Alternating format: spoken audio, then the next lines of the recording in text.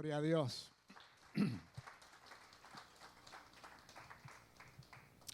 Le he titulado a esta enseñanza Evidencia de Gracia. Mis dos últimos mensajes de los días domingo que compartí aquí con vosotros, estuvimos hablando acerca del orgullo y de la humildad. Prediqué dos mensajes acerca de esto. Este sería, podríamos decir, el tercer mensaje y seguramente habrá un cuarto también, ¿sí? Cuando empecé a predicar el primer mensaje de esto pensaba que era uno solo, pero es como que el Señor ha ido poniendo en mi corazón más cosas en cuanto a este tema, ¿no? Hablar del orgullo y de la humildad, ¿no? Y en aquel momento, en el primer mensaje, presentamos el orgullo como el mayor enemigo que tenemos los seres humanos, porque está incrustado en nuestra propia naturaleza humana, nuestra naturaleza caída. Sabemos que el orgullo no viene de Dios, es algo que viene de las tinieblas, que viene de los infiernos, pero sin embargo podemos ver que en la sociedad en la cual estamos no se mira al orgullo como algo malo, como algo negativo, sino por el contrario. En la sociedad donde nosotros estamos es como que siempre se mira al orgullo como si fuera una virtud. Hay personas que, por ejemplo, hay gente que compite en los deportes y hasta algunos pierden, pero como están orgullosos, algunos dicen, estoy orgulloso de haber competido bien. ¿Sí? Entonces ya si estás orgulloso, ya está. Como que todo lo miran bien. ¿Está? Te fue mal, pero estoy orgulloso, porque al final, o sea que se usa el orgullo como si fuera una virtud y no como si fuera un defecto, pero hemos visto a través de la palabra que en definitiva el orgullo, los creyentes, los hijos de Dios, es el peor enemigo que tenemos. Incluso dijimos que es el enemigo más antiguo que existe, el orgullo.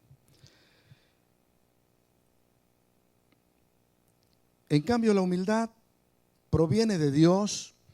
Dios se agrada de ella. Dijimos que la humildad es la que abre realmente la puerta de la comunión con Dios. El versículo bíblico que ilustra muy bien esto que estamos diciendo, lo tenemos ahí en Santiago capítulo 4, 6, que dice, Dios resiste a los soberbios, pero da gracia a los humildes. Incluso pudimos ver cómo Dios realmente resiste a los soberbios. Dios se levanta contra el orgullo, se levanta contra la soberbia de una forma tremenda. Por ejemplo, pudimos ver cómo en el caso de Lucifer, este arcángel que estaba en el cielo, cómo él cuando se levantó contra Dios con orgullo, Dios lo tuvo que expulsar del cielo, de ese lugar de privilegio donde estaba. Cuando Adán y Eva, en ese lugar tan especial que tenían en el paraíso, cuando ellos desobedecieron a Dios, incitados por la serpiente que era Satanás, es como que les inyectó el germen del orgullo y ellos como que se rebelaron contra Dios a causa del orgullo. ¿Y qué hace Dios? Como Dios no soporta el orgullo, Dios los desecha y los expulsa de ese lugar especial que ellos tenían allí en el huerto del Edén. En el corazón del creyente en Cristo que ha nacido de nuevo por obra y gracia del Espíritu Santo, tiene esa doble naturaleza. Muchas veces hemos hablado de esto, el apóstol Pablo incluso gastó mucha tinta escribiendo acerca de esa lucha que hay en el interior del creyente, esa lucha que hay de la carne contra el espíritu y del espíritu contra la carne. Pero en este estudio es como que le hemos cambiado un nombre a esa lucha de la carne contra el espíritu y dijimos que hay una lucha en nuestro interior entre el orgullo y la humildad. Y Dios quiere, hermanos, que nosotros nos levantemos en contra del orgullo y promocionemos la humildad en nuestra vida, porque la humildad proviene de Dios. Así que, hermanos, yo creo que tenemos que nosotros, como creyentes, como hijos de Dios, tenemos que mentalizarnos que estamos en guerra contra el orgullo que está en nuestros miembros. Cada vez que buscamos la humildad y cada vez que realizamos actos humildes, es como que le estamos dando una bofetada al orgullo, a nuestro propio orgullo.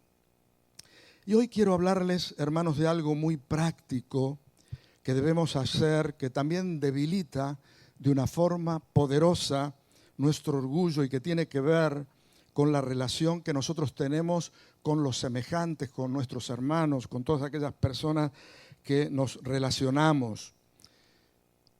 Todos, cada uno de nosotros, yo sé, y yo creo que tú me lo puedes reconocer también, si quieres ser sincero y poner tu mano en tu pecho, yo creo que todos tenemos la tendencia natural y es mirar los defectos que tienen los demás. Y entiendo que esto es inspirado por el orgullo, porque para reconocer las virtudes que alguien tiene, tenemos que ser humildes, ¿verdad? Yo creo, hermanos, que es algo que brota de nuestra propia naturaleza. Casi siempre en la relación con las personas, en la relación que tenemos con los demás, ¿te has dado cuenta que casi siempre estás viendo la parte negativa? Es como que de todas las relaciones que tenemos o de las experiencias que tenemos con nuestro semejante, es como que pareciera que tenemos un radar para ver si, para captar lo negativo, para captar lo malo, ¿eh? Y yo creo que es eso porque somos orgullosos, es la actitud orgullosa, que casi siempre nos estamos comparando con los demás, como que nos creemos que somos mejores. Y entonces es como que siempre parece que estamos con esa tendencia negativa de querer señalar los defectos que tienen los demás. Por esta razón, el siguiente elemento práctico que yo te quiero dejar hoy para fomentar la humildad y para debilitar el orgullo es identificar evidencias de gracia en otros. Identificar evidencias de gracia en otro. Esto implica buscar de una manera activa las formas que Dios está actuando en la vida de otras personas. Por ejemplo, cada uno de nosotros somos hijos de Dios, la mayoría de los que estamos acá en la iglesia somos hijos de Dios, hemos nacido de nuevo y eso quiere decir que el Espíritu de Dios está en nosotros. Y hay muchas cosas de Dios en nuestra vida. Y yo te quiero dejar hoy un desafío de parte de Dios a que tú te propongas empezar a ver las evidencias de la gracia de Dios en la vida de nuestros hermanos. Yo creo que si tú prestas atención un poquito y apagas el opinador negativo que tenemos en nuestra carne y empezamos a prestar atención a las virtudes que tiene mi hermano, a poder identificar la gracia de Dios en sus vidas, yo creo que nuestra actitud para con nuestros hermanos y para con nuestros semejantes cambiaría, ¿verdad? Dile a tu hermano que está a tu lado, yo te quiero mirar con buenos ojos.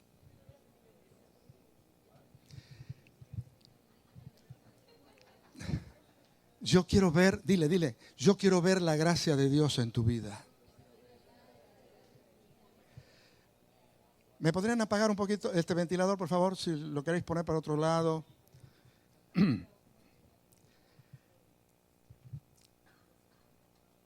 Para aquellos que están tomando nota en este mensaje, te quiero dejar un título de algo que quiero que veamos para ilustrar todo esto que estoy queriendo compartir con vosotros. Quisiera que veamos un ejemplo que nos deja el apóstol Pablo. Por eso, para los que toman nota, si queréis poner ahí como un subtítulo, el ejemplo de Pablo. La práctica de identificar evidencias de gracia en otros la vemos, por ejemplo, en el apóstol Pablo, y un ejemplo de ellos es las primeras palabras que él le escribe en la primera carta de los Corintios. Podemos ver que los primeros 9 versículos de 1 Corintios, las palabras que Dios las palabras que le escribe el apóstol Pablo a los de Corintio eran palabras cargadas de un afecto profundo, reconociendo sobre ellos la gracia del Señor. Pero ¿sabes una cosa? Yo creo que de todas las iglesias que le tocó al apóstol Pablo ministrar, la iglesia de Corintio, pues fue una iglesia, podemos decir que fue una iglesia de terror, ¿sí? Porque tenía esta iglesia una necesidad de cambios que era tremenda, una cantidad de errores y de defectos que tenía la iglesia que era impresionante.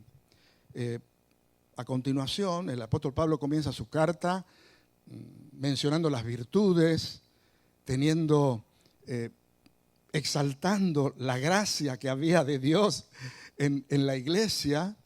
Pero después, a continuación, en los siguientes capítulos, podemos ver que él empieza a tocar un montón de temas que eran temas fuertes y duros, porque era una iglesia que tenía muchos errores, tenían muchos problemas que tenían que ser corregidos.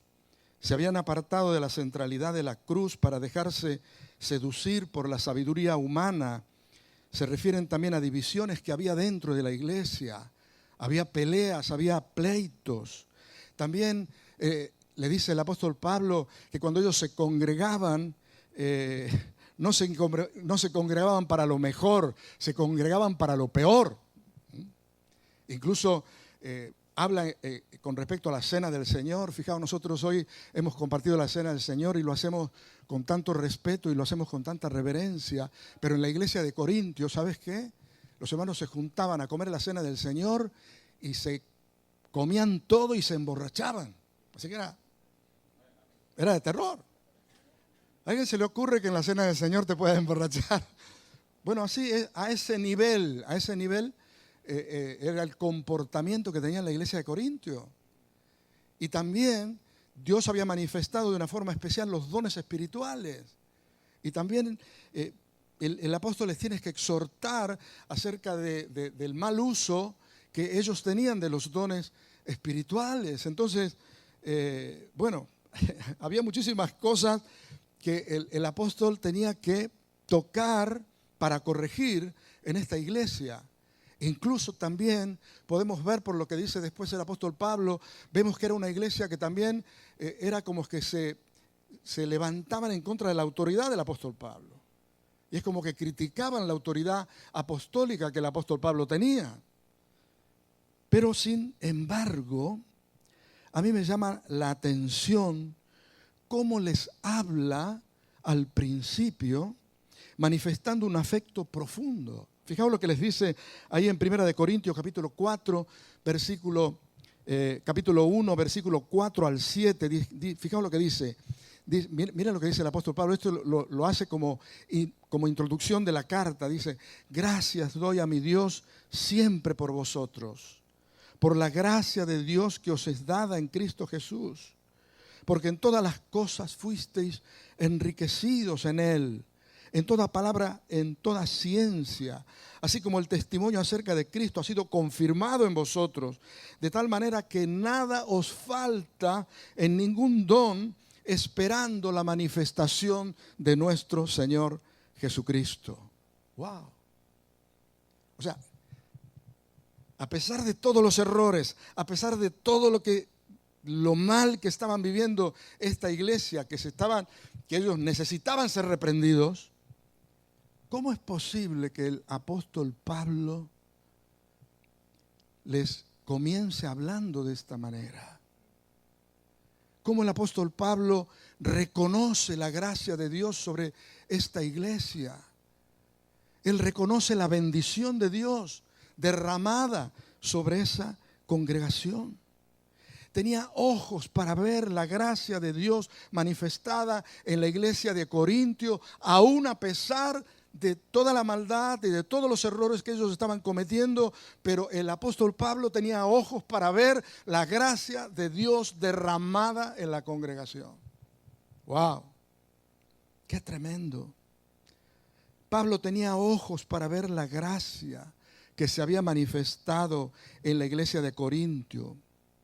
Y por esta razón dice que da gracias a Dios por ello.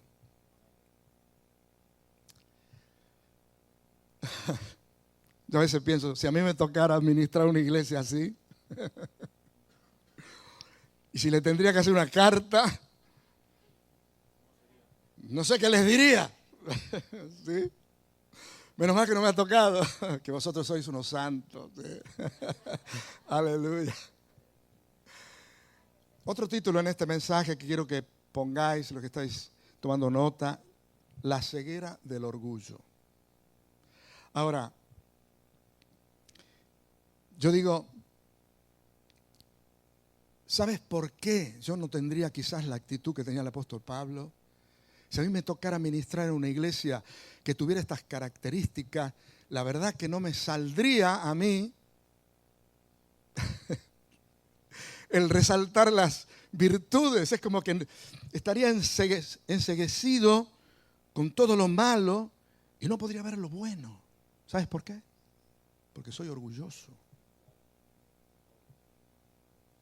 Y yo creo que a todos nos pasa lo mismo. El orgullo es el que nos hace centrarnos en lo negativo, centrarnos en lo malo, y nos cuesta ver lo bueno. Y nos cuesta ver lo que la gracia de Dios derramada.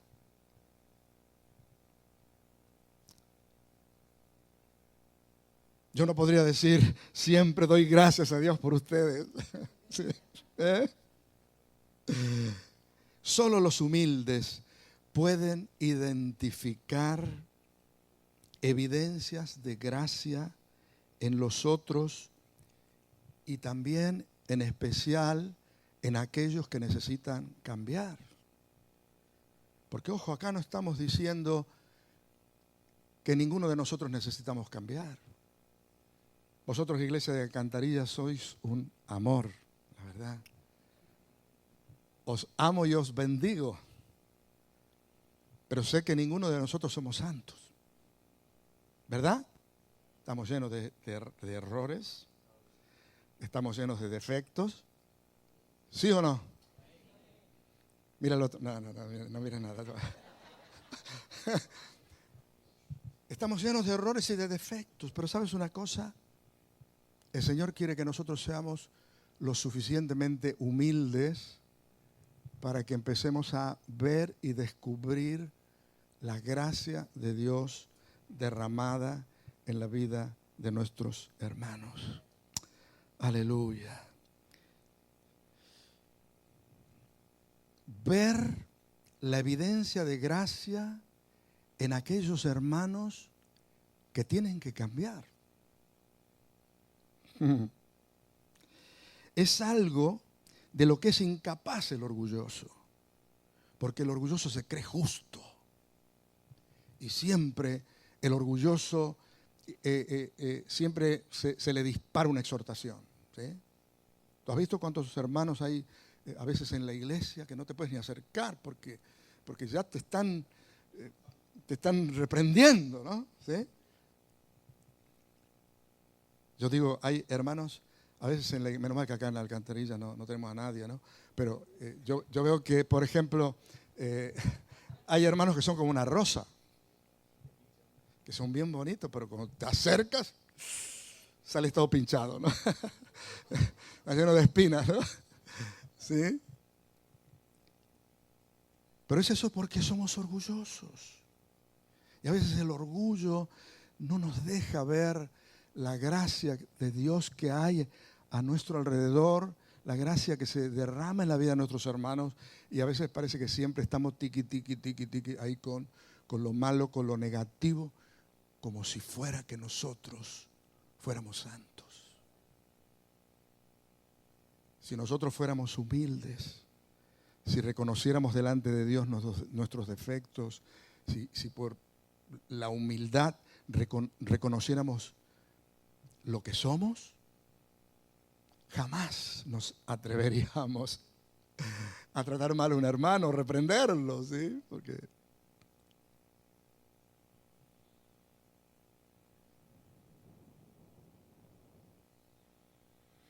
así que, hermanos, sí, el apóstol Pablo pudo ver evidencias de gracia en la iglesia de Corintio. ¿Cómo nosotros no vamos a encontrar evidencias de la gracia de Dios en nuestros hermanos? ¿Cómo?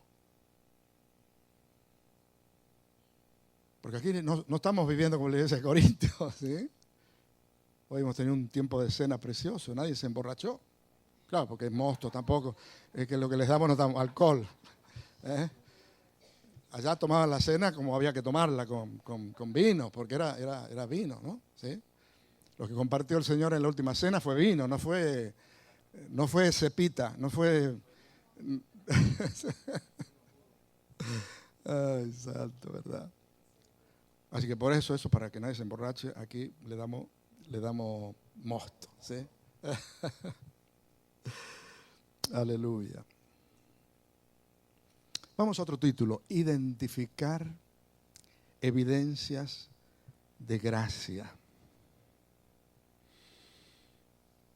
La pregunta es, ¿dónde encontramos estas evidencias de gracia? ¿Cómo la reconocemos cuando la vemos? Yo creo que deberíamos, hermanos, si realmente tomamos este mensaje que Dios nos está hablando hoy y nos proponemos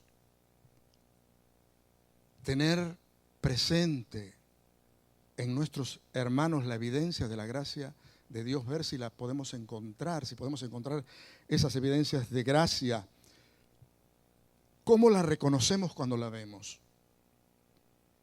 Y para eso tenemos que familiarizarnos a fondo con la gracia de Dios que Dios ha derramado en su pueblo, en la iglesia. Por eso yo creo que como práctica sería muy bueno, hermanos, que leamos y aprendamos acerca del fruto del Espíritu. Fijaos lo que dice allí en Gálatas capítulo 5, versículo 22 y al 23. Dice más el fruto del Espíritu, que es amor, gozo, paciencia, benignidad, bondad, fe, mansedumbre, templanza. Wow. Una tarea, impongámonos a nosotros mismos como práctica observar cómo el Espíritu manifiesta estos rasgos en la vida de nuestros hermanos, en la vida de aquellos con los cuales nos relacionamos. ¿Será que puedes ver algunos de estos rasgos en la vida de tus hermanos? Gozo, paz, amor, bondad, benignidad, mansedumbre. ¿Hay? Algunos dicen, yo no lo veo por ningún lado. Algunos, ¿sí? Lo que yo sé así no lo veo. De igual manera, ¿sabes una cosa? Deberíamos familiarizarnos también con los dones del Espíritu Santo. Tú sabes que los dones del Espíritu Santo son herramientas que Dios les ha dado y les da a su iglesia para que le sirvan al Señor. Los dones del Espíritu, no los escribo, voy a dejarles las citas bíblicas para que vosotros después lo busquéis, porque los dones del Espíritu no están todos en una cita bíblica. Podemos verlo en distintos pasajes de las Escrituras, distintas manifestaciones que son dones del Espíritu, pero que tampoco es una lista exhaustiva, ¿sí? Porque puede haber muchos más dones del Espíritu. Así que les dejo estos pasajes. Romanos 12, 6 al 8. Primera de Corintios 12, 8 al 10 y 12, 28. Lo tenéis ahí en pantalla, si lo queréis ir tomando nota. Efesios 4:11 y Primera de Pedro 4:11. Ahí lo tienes, esos 5 pasajes. Si quieres, sácale una foto, escríbelo. Ahí lo tienes en pantalla. Después, si quieres, en tu tiempo de devocional, métete en estos pasajes, léelo,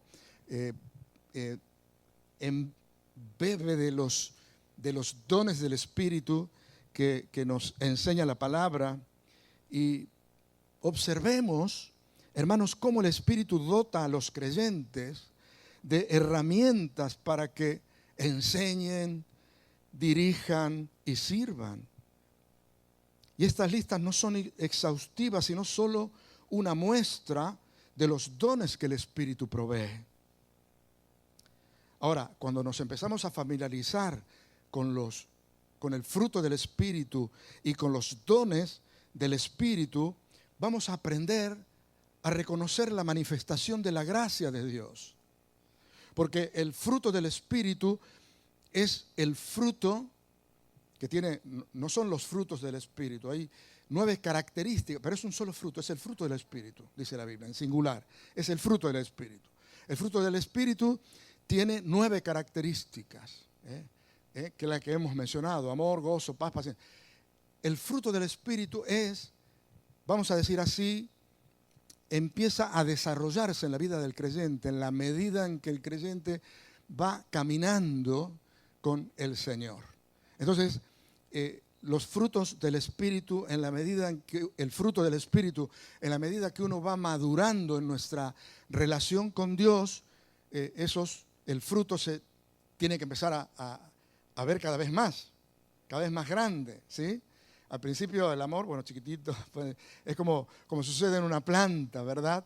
Los frutos comienzan siendo pequeñitos, pero después se van desarrollando y se van haciendo cada vez más grandes.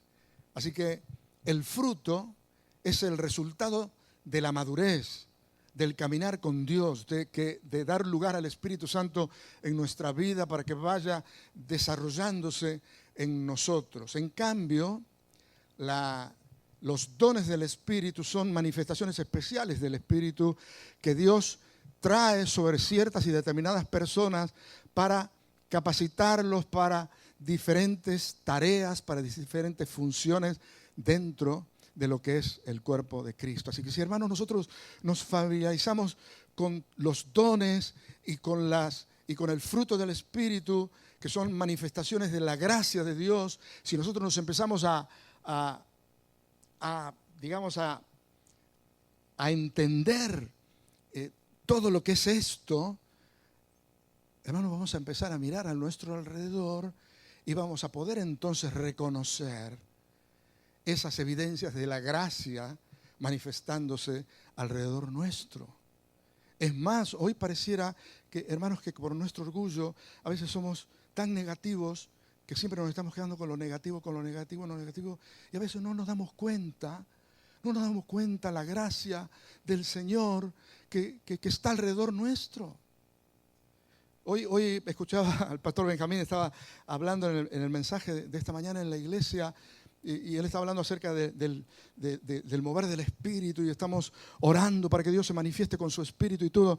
Y claro, yo justamente estaba con este mensaje, y yo creo, hermanos, que una de las cosas que va a activar el mover del Espíritu Santo en nuestra vida es en la medida en que nosotros nos abramos a empezar a ver y a promocionar en nosotros y en la vida de nuestros hermanos las evidencias de su gracia. Porque a veces estamos tan metidos con lo negativo, estamos tan metidos con lo malo, estamos tan metidos con lo oscuro, que a veces somos incapaces de reconocer la gracia de Dios sobre nosotros. Y yo creo, hermanos, en la medida en que nosotros podamos reconocer la gracia, la evidencia de su gracia entre nosotros, vamos a cambiar de actitud. Y yo creo que vamos a empezar a ver que la gracia de Dios se va a empezar a mover cada vez con más fuerza en medio nuestro. ¿Puedes creerlo? Aleluya.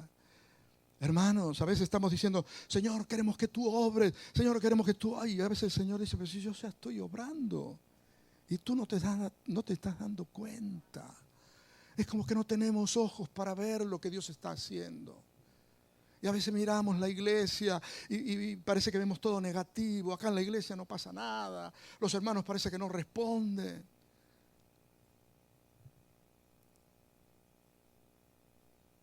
Qué distinto sería si empezamos a ver la gracia. Aunque no sea mucha la que hay todavía entre nosotros, pero valorarla. Porque hay un principio espiritual, hermanos, que tú cuando las cosas de Dios no las valoras, cuando tú no las valoras es como que quedan ahí truncadas, como que no crecen. Pero aquellas cosas que tú empiezas a verlas y que empiezas a darle lugar y que empiezas a promocionarlas, entonces esas empiezan a crecer. Aleluya. ¿Sabes qué bonito sería que tú empieces a identificar la gracia de Dios en la vida de tus hermanos y que se lo empieces a decir a tu hermano? En lugar de estar siempre con la matraca de decirle todo lo malo y todo lo negativo, qué bueno sería que puedas empezar a resaltar en la vida de tu hermano lo hermoso de Dios que Dios ha puesto en ellos. Amén. Mira a tu hermano que está a tu lado. Ay, mira, la gracia de Dios. La gracia de Dios está en él. Oh. Y si no la ves, dile, Señor, ayúdame a verla. Aleluya.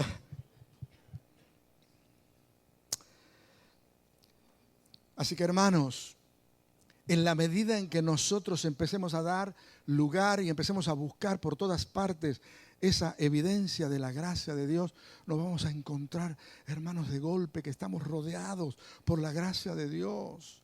Vamos a empezar a ver el obrar de Dios que quizás no lo veíamos y no lo promocionábamos. Yo creo, hermanos, que está muy relacionado el mover que el Espíritu de Dios quiere traer en este tiempo. Es verdad, hermano, que tenemos que clamar, es verdad que tenemos que orar y vamos a hacerlo y vamos a pagar el precio que tengamos que pagar en cuanto a esforzarnos, en cuanto a luchar y en cuanto a orar. Pero si, hermanos, si no somos capaces de reconocer quizás lo poquito que Dios está haciendo entre nosotros, si no sabemos reconocer y valorar lo poco, ¿cómo Dios nos va a dar lo más? ¿Cómo Dios va a traer lo glorioso, lo poderoso, si lo pequeño no sabemos valorarlo? Y esto también es un principio bíblico, hermanos. ¿Sí? El Señor dice, si eres fiel en lo poco, en lo mucho te pondré. Ahora, ¿tú crees que a un pueblo que es ignorante de la gracia de Dios, que no mira y ni ve la gracia de Dios por ningún lado, ¿tú crees que Dios te va a dar, te va a dar más de su gracia? No te va a dar más de su gracia. El Señor nos va a dar más de su gracia a la medida en que nosotros sepamos valorarlo.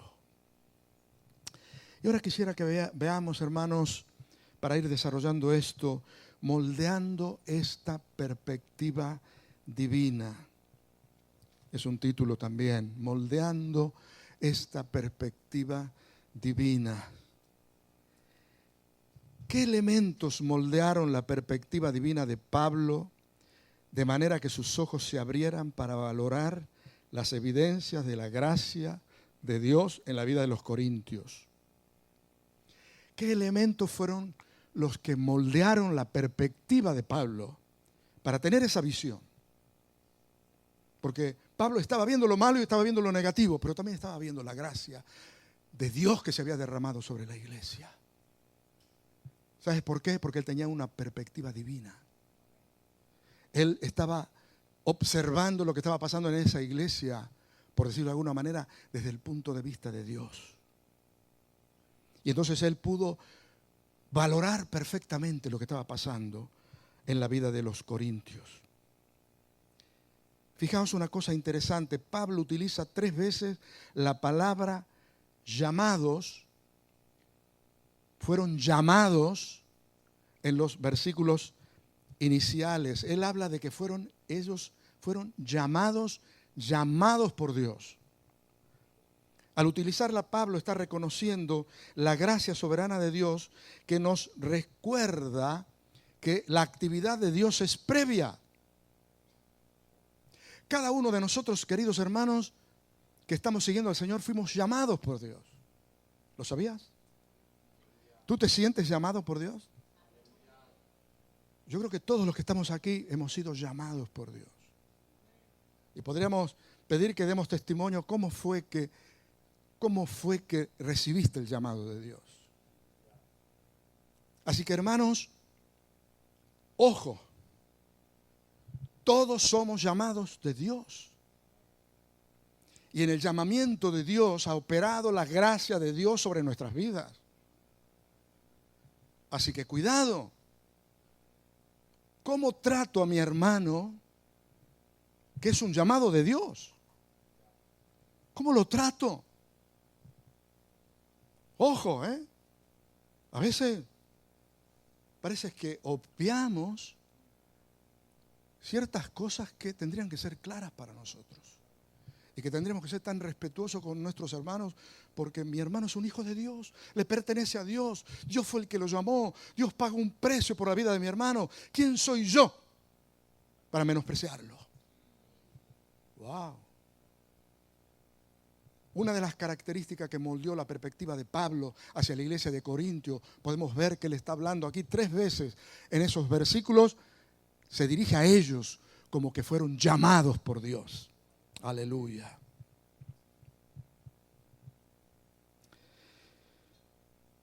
Pablo nunca minimiza ni deja de lado la responsabilidad humana, pero se hace hincapié y se enfatiza, tanto en sus escritos como en toda la Biblia, la soberanía de Dios. ¿Sabes lo que pasa? ¿Sabes qué? En el llamamiento se manifiesta la soberanía de Dios. Dios es soberano. ¿Sabes por qué Dios te llamó? Porque Él es soberano. Aleluya. Nuestra salvación se debe por completo a la gracia soberana de Dios. Aleluya. Y yo creo, hermanos, que todos nosotros podemos reconocer que la iniciativa para con nuestra vida, la iniciativa ha sido de Dios. Tú no estás aquí porque tú lo buscaste. Tú estás aquí porque Dios te llamó. La verdad que me gusta mucho, refiriéndose a esto, lo que dijo el gran predicador Charles Spurgeon, que le llamaron el príncipe de los predicadores. Y cuando él habla acerca de esto, de la doctrina de la elección, me gusta mucho lo que dice y me identifico mucho con estas palabras. Ahí lo tenemos ahí en pantalla. Él decía, Charles Spurgeon dijo: creo en la doctrina de la elección porque tengo la certeza de que si Dios no me hubiera escogido, yo nunca lo hubiera escogido a Él. ¿Hola? ¿Puedes decir tú lo mismo? ¿Tú qué convicción tienes? ¿Que Dios te eligió y te llamó? ¿O que tú fuiste el que lo buscaste? Yo creo que ninguno de nosotros podemos decir que Dios nos buscó, sino que nos dimos cuenta que ha sido el Señor el que nos llamó y nos atrapó. ¿Sí?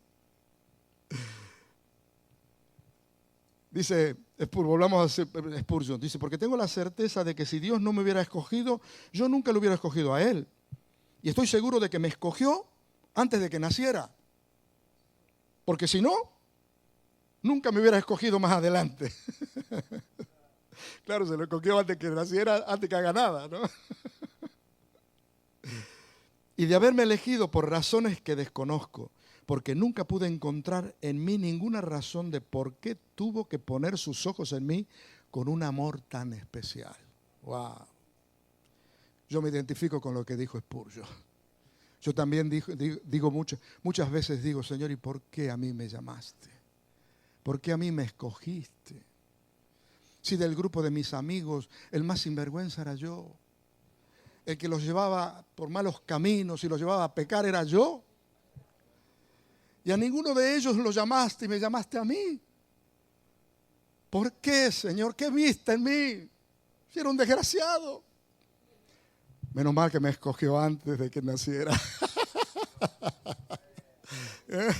Aleluya. Gloria a Dios. Amén.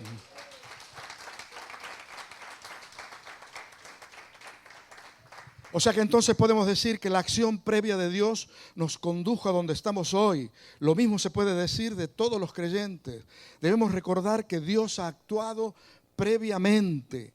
Esta es la perspectiva divina con la que debemos comenzar, o de lo contrario nos sobrevendrá la tentación de buscar en los otros sus defectos en lugar de evidencias de gracia en sus vidas. Pablo era consciente que los corintios habían sido llamados, sabía que esta iglesia era creación de Dios y estaba más consciente de esa actividad de Dios que de los fallos presentes que ellos tenían. Este hecho mantuvo a Pablo compartiendo su fe en el cambio y la necesidad de perseverancia en el proceso, y lo que sustentó a Pablo también nos puede sustentar a nosotros. Así que, hermanos, busquemos tener la perspectiva divina. Cuando miremos a nuestros hermanos, cuando miremos a nuestros semejantes, reconozcamos que son llamados de Dios, que la gracia de Dios está sobre ellos. Aleluya. Dios, vamos a ver algunas cuestiones de esta perspectiva de Dios que nosotros tenemos que tener. En primer lugar, debemos ser conscientes, bueno, el título, Dios está actuando, ¿sí? Puedes poner ahí los que toman nota, Dios está actuando. El llamamiento de Dios en la vida de los creyentes significa que Dios ha estado actuando en ellos. Y las evidencias de la gracia ponen de manifiesto que sigue actuando en el presente, ¿sí? Debemos hacerles saber a los que no son conscientes de ellos, porque muchos caen en la trampa del diablo. A muchos les pasa que dicen, Dios, y si Dios no está conmigo, no lo veo a Dios por ninguna parte. ¿Te ha pasado alguna vez?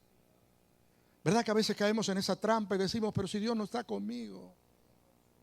Entonces por eso tenemos que ser conscientes, hermanos. Si nosotros miramos a nuestro hermano y lo tenemos frente nuestro, y lo vemos a nuestro hermano que está desanimado, debemos saber que nuestro hermano es un llamado de Dios. Y por lo tanto quiere decir que la gracia de Dios haya estado sobre él. Y cuando podemos ver alguna evidencia de la gracia, quiere decir que no solamente Dios ha actuado cuando lo llamó, sino que Dios sigue actuando en este momento, en esa vida. Y por lo tanto, esa visión, esa perspectiva divina nos tendría que llevar a animar a nuestros hermanos cuando muchas veces nos desanimamos. Porque a veces el enemigo nos quiere hacer sentir como que Dios no está, como que no pasa nada. Pero queridos hermanos, Dios siempre está actuando. Aleluya. Hemos aprendido en teología que Dios es actus purus. ¿Qué quiere decir? Que Dios es pura acción. El mismo Señor Jesús dijo en un determinado momento, mi Padre trabaja y yo trabajo. Esto es presente continuo. Quiere decir que Dios siempre está actuando. Dios siempre está trabajando. Muchas veces nosotros vemos la figura de Dios sentado en el trono y pensamos que Dios está ahí tranquilito, sentadito en el trono. Pero la figura de Dios sentado en el trono es para mostrarnos la posición de autoridad que Él tiene. Pero Él no es que está sentado en el trono sin hacer nada. Él está sentado en el trono en el sentido de que está por sobre todas las cosas en autoridad. Pero Dios es actus puro, Dios es pura acción. Dios está actuando todo el tiempo. Y nosotros, si queremos, hermanos, unirnos a lo que Dios está haciendo, tenemos que, hermanos, abrir nuestro corazón, decirle por el Espíritu Santo, Espíritu, yo quiero que tú me ayudes a ver lo que tú estás haciendo para yo unirme a lo que tú estás haciendo en este momento. Aleluya. Y yo creo que muchas cosas en nuestra vida cambiarían si somos conscientes de que Dios siempre está actuando. Para que cuando tú estés frente a una determinada situación y circunstancias, puedas elevar tu corazón al Señor y puedas decir, Señor, ¿qué estás haciendo aquí? ¿Qué estás haciendo? ¿Qué actuación estás teniendo? Muéstramelo, Señor, para que yo me una también. Para que me una a actuar juntamente contigo. Aleluya. Amén. En la mayoría de los casos, la comprensión de la actividad de Dios se ha ido reduciendo a lo espectacular. Hay muchas personas que dicen, ¿por qué dicen Dios no está conmigo, no pasa nada? Porque siempre estamos pensando en que Dios tiene que hacer cosas espectaculares. Y siempre estamos esperando las cosas espectaculares. Y no nos damos cuenta de las cosas simples y sencillas que Dios está haciendo siempre en secreto. Si abrimos un poquito nuestros ojos espirituales, reconoceríamos, como decía Diego hace un rato, él decía, en este viaje he visto tanto la bondad de Dios. Qué importante, hermano, es pedirle que se abran nuestros ojos para que veamos el obrar de Dios. Y no estemos, hermanos, pensando que solamente Dios obra cuando obra de una forma espectacular. No, Dios constantemente está obrando. Está obrando en tu vida cuando en un determinado momento tienes esa fuerza o a veces te viene esa palabra de fe, esa palabra de gracia que te levanta y que te anima a veces en un momento especial. Por ejemplo, una de las mayores manifestaciones de poder que sucede en muchos creyentes es pasar por el sufrimiento sin quejarse. ¿Cuántas personas hay que les toca pasar por sufrimiento y no se quejan? ¿Sabes por qué no se quejan? Porque la gracia de Dios está operando en sus vidas. Aleluya. Amén. Dios tiene tantas formas y tantas maneras de actuar. Si Él no estuviera actuando, estarían amargados y enojados con Dios en medio del sufrimiento que padecen. Pero sin embargo, yo conozco muchos creyentes que les ha tocado pasar por tremendos sufrimientos y han sido un ejemplo de valentía.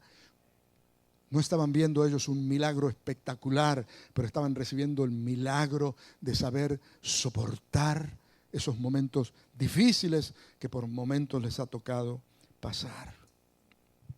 Descubrir que Dios está actuando no significa negar o desestimar la responsabilidad humana, sino ser conscientes que nosotros somos los que también estamos acompañando en esa actuación de Dios.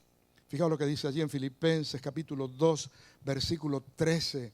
Dice, ocupaos en vuestra salvación con temor y temblor, porque Dios es el que produce así el querer como el hacer por su buena voluntad. No es, hay muchos que usan este pasaje bíblico para hablar de que se pierde la salvación, que la tenemos que cuidar para que no la perdamos. No, lo que aquí el apóstol está diciendo, que tiene un valor tan grande la salvación, que le demos el valor que tiene, que la cuidemos en ese sentido, que sepamos valorar lo que el Señor nos ha dado. Así que entonces está lo que Dios nos da, está lo que Dios hace, pero también debe estar lo que hago yo, ¿verdad? O sea, a mí la actuación de Dios, el hecho de que Dios esté actuando, el hecho de que Dios esté moviéndose, no quiere decir que yo no tengo que hacer nada, sino por el contrario, soy yo, como decía hace un rato, de poder unirme a lo que Dios está haciendo.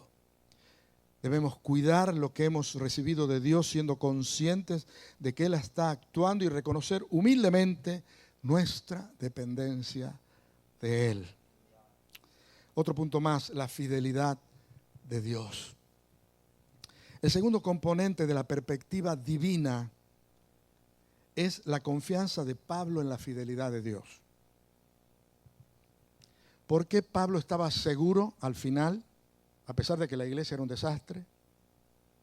¿Por qué el apóstol Pablo estaba seguro de que ellos iban a ser irreprensibles hasta el final? Eso le dice el apóstol Pablo al principio de la carta. Vosotros vais a ser irreprensibles hasta el final. Dios los va a guardar hasta el final. Y es porque el apóstol Pablo tenía confianza en la fidelidad de Dios.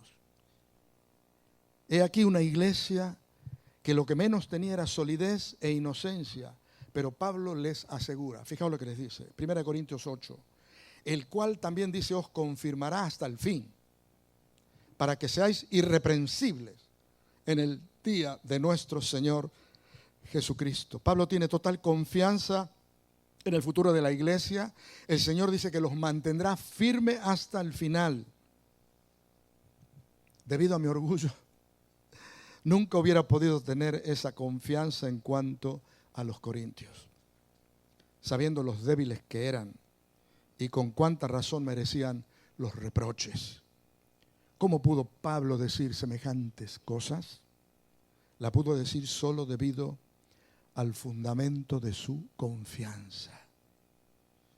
Las siguientes palabras de Pablo son, dice ahí 1 Corintios 9, el versículo siguiente, dice: fiel es Dios, por el cual fuisteis llamado a la comunión con su Hijo Jesucristo, nuestro Señor.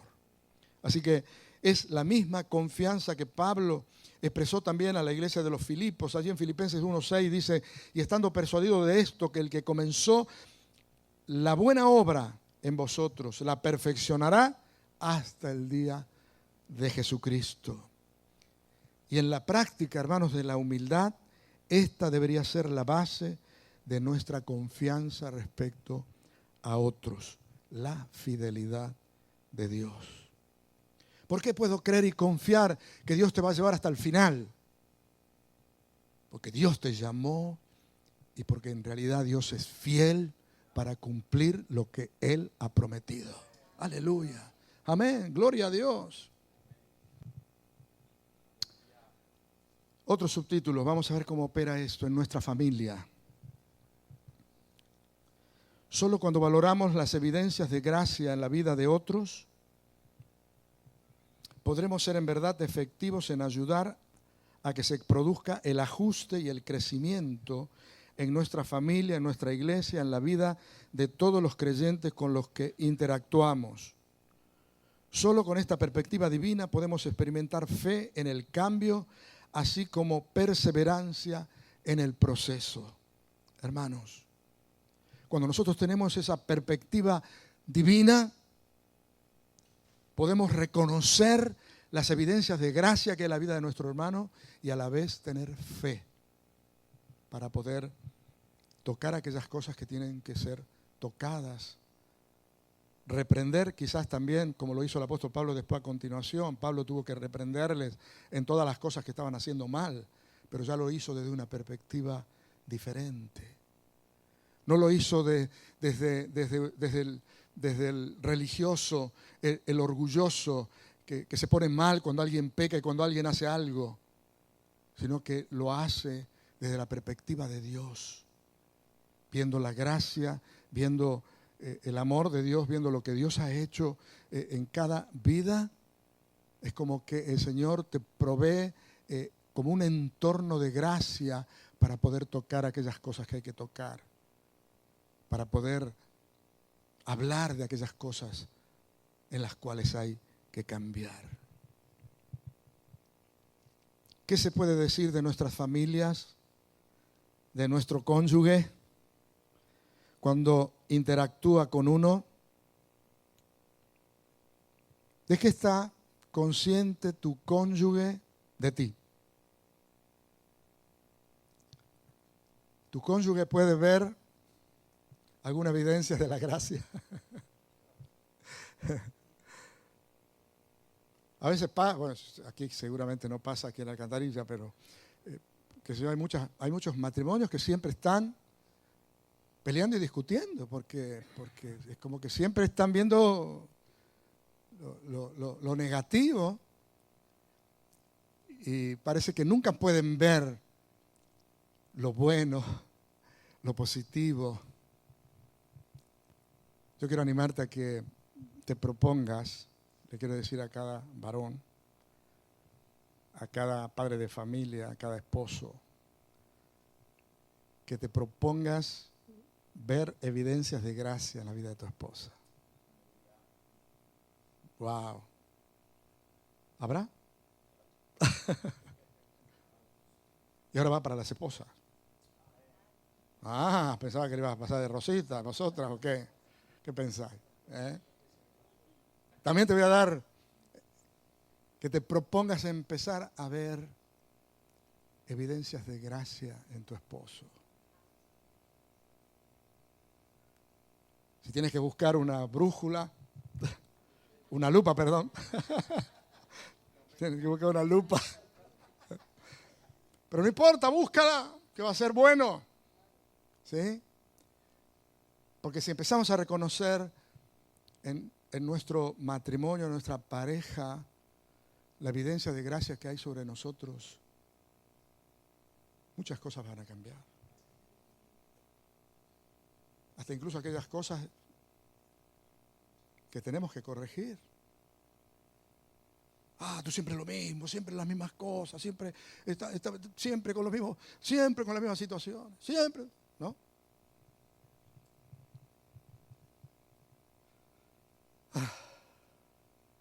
¿Y con los hijos? ¿Y con los hijos? Empezar a ver evidencias de la gracia de Dios sobre nuestros hijos. ¿Tendrán? Dice la palabra que todos los niños son del Señor, ¿no? Alguna evidencia de gracia de Dios habrá en ellos, ¿no? Y yo creo que en la medida en que nosotros también reconozcamos la evidencia de gracia sobre nuestros hijos, vamos a tener la perspectiva divina también para corregir. Y para corregir dentro de lo que es ese entorno de gracia. Porque a veces nosotros nos equivocamos, hermanos, por causa de nuestro orgullo. Somos tan rápidos para exhortar, somos tan rápidos para corregir, somos tan rápidos para decir lo que está mal. Porque somos llevados por nuestra soberbia, por nuestro orgullo, y porque por nuestro orgullo no soportamos ciertas y determinadas cosas. Y actuamos de una forma carnal. Y en lugar de hacer el bien, hacemos el mal. Y eso nos pasa en la iglesia y nos pasa en nuestra casa, con nuestra esposa, con nuestro esposo y nos pasa con nuestros hijos. Por eso, hermanos, el Señor te dice en esta noche, busca las evidencias de gracia para poder actuar de esa forma correcta. Somos personas que nos apresuramos a ver los defectos de nuestra iglesia, pero somos más lentos para contemplar lo que Dios está haciendo. Te animo a que practiques en ver lo que Dios está haciendo en medio nuestro. Busca las evidencias de su gracia operando. Seguro que vas a tener una actitud diferente. En lugar de estar pensando y diciendo, en esta iglesia no pasa nada, estos hermanos de Alcantarilla son un desastre, estos hermanos de Alcantarilla al final parece que no entienden lo que Dios está queriendo hacer en este tiempo. No. Empieza a buscar evidencias de la gracia de Dios. Empieza a ver las cosas desde la perspectiva de Dios. Y quizás cuando menos te des cuenta, vas a empezar a darte cuenta que quizás las cosas no eran como las estabas viendo. Quizás te estabas equivocando porque estabas teniendo una perspectiva diferente de la situación. Cuando tú subes y empiezas a tener la perspectiva de Dios y empiezas a ver las cosas desde el punto de vista de Dios, vas a empezar a ver y descubrir muchas cosas hermosas que Dios está haciendo. Aleluya. Y en la medida en que las valoremos y que las promocionemos, vamos a ver cómo esas cosas van a ir también creciendo. Aleluya. Amén. Y termino, hermanos, con este título, la preocupación correcta. Mortifiquemos el orgullo, que de eso estamos hablando, y cultivemos la humildad cuando identifiquemos evidencias de gracia en quienes nos rodean. Evidencias de las cuales tomamos conciencia solo por una perspectiva divina, que reconoce de una forma activa de Dios y su llamamiento en nuestras vidas, y que pone plena confianza en completar la obra que ha comenzado. Sin esta perspectiva siempre tenderemos, hermanos, a ser críticos y pesimistas en nuestra actitud para con los demás. Siempre vamos a ser pesimistas y críticos. Tenemos que cambiar. Permitir que cambie nuestra perspectiva. Y no quiero, hermanos, que me interpreten mal. No es que tenemos que dejar pasar por alto las cosas que están mal. Ni tenemos que pasar por alto lo que es la corrección. En especial, cómo los padres se relacionan con sus hijos y cómo los líderes se relacionan con la iglesia. Pero ninguna corrección, atención, ninguna corrección será efectiva a no ser que la utilicemos con una perspectiva divina de aquellos a quienes corregimos. Porque nuestro corazón no estará lleno de afectos por ellos o de una fe renovada en el cambio para su bien. Cuando nosotros tenemos la perspectiva divina, ya no es el fastidio que me agarra, que muchas veces tiene el religioso. Yo he visto a veces el espíritu religioso que es orgulloso. Acá está todo mal. Y ve todo mal y todo negativo. Y exhorta y habla y tal y tal. Y sus palabras son como dice la Biblia, como golpes de espada. Que en lugar de edificar, rompen y hacen daño. Pero en cambio, cuando empezamos a tener la perspectiva divina y somos conscientes de las cosas que Dios está haciendo y dejamos nuestro orgullo y buscamos de ser humildes para saber reconocer la gracia de Dios, vamos a tener la inspiración, vamos a tener la gracia, vamos a tener el aceite, vamos a tener todo lo que necesitamos para poder corregir y para que nuestra corrección sirva para edificación y sirva para bien de la iglesia. Aleluya. Amén. Gloria a Dios. Si quieres darle un aplauso al Señor, dáleselo. Gloria a Dios.